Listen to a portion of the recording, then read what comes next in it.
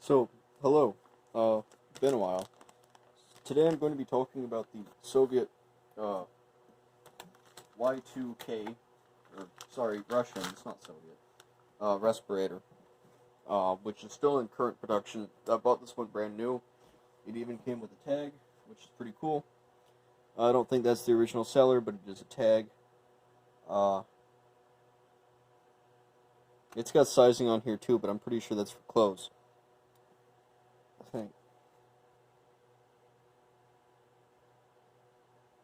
I don't know. What I do know is that it says that apparently you can iron this, which is pretty neat if you're into that sort of thing.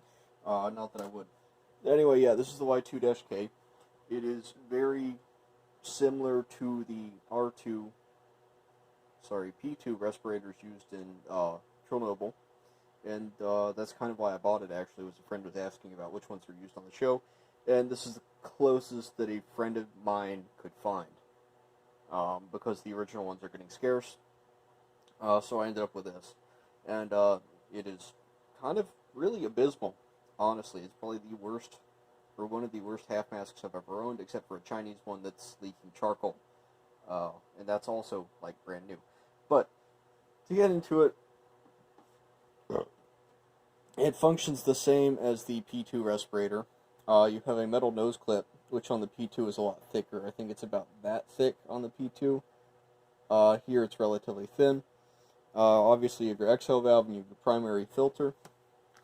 Okay, take it off the head harness. You can see we have this back strap which does not adjust, and you have these two straps coming off the front, and these are actually how you adjust it. You pull this tight up and then fold it back, and that works okay, I guess. I can't really get it to sit comfortable on my head, but there's other reasons for it.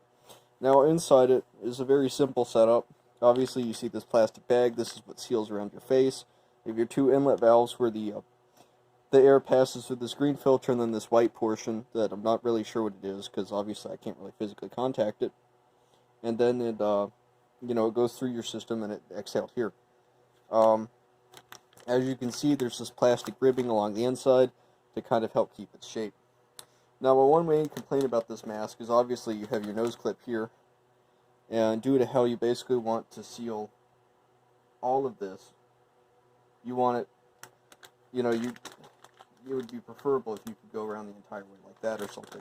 And that's kind of where my beef with this mask lies, is because this is just glued onto the foam and you can't really take it off. But it's also not centered. Here's the theoretical center of the mask. And if you look, there's the center of the mask, here's the center of the clip, it's off. And you can't really adjust that. To be fair, this is also a problem on the P2s. The same friend who helped me find this was kind enough to provide some footage of his original P2. And there's other differences, including the filtering material on the inside and the general setup. So there's a couple ways to tell them apart. Obviously, these are new production. I did have an original P2 for a while, but I think it's one of the few masks that I ended up throwing out, because it was in a plastic bag and all this foam was just coming off like it had mange or something. I will say it's a very comfortable mask once you get adjusted, except for the head strap, which is obviously a nuisance. Just the asymmetrical nature of it really irritates me. And it's fucking 2019, and I don't know why you guys can't center a nose clip, unless if you have someone gluing them on by hand, which is entirely likely. Protection-wise, it's a good dust mask. I'd say there's a fair toss-up between this and a N95 dust mask, and it really comes down to, filter resistance and life, and I think this thing would have a longer life. I think this might be washable. I don't know so much about ironing it. I think these are made to be reusable. I'm not super clear on that. Anyway, I guess that's really it. Again, there's just not a lot to talk about with this mask. It's pretty cool, pretty shitty, and it's an old design that the Russians have been making since probably, I don't know, the 60s? I'd say conservatively 60s, 70s is probably when the original design came out. Anyway, that's really all I have to say on it, so thank you for watching, and feel free to ask any further comments in the questions.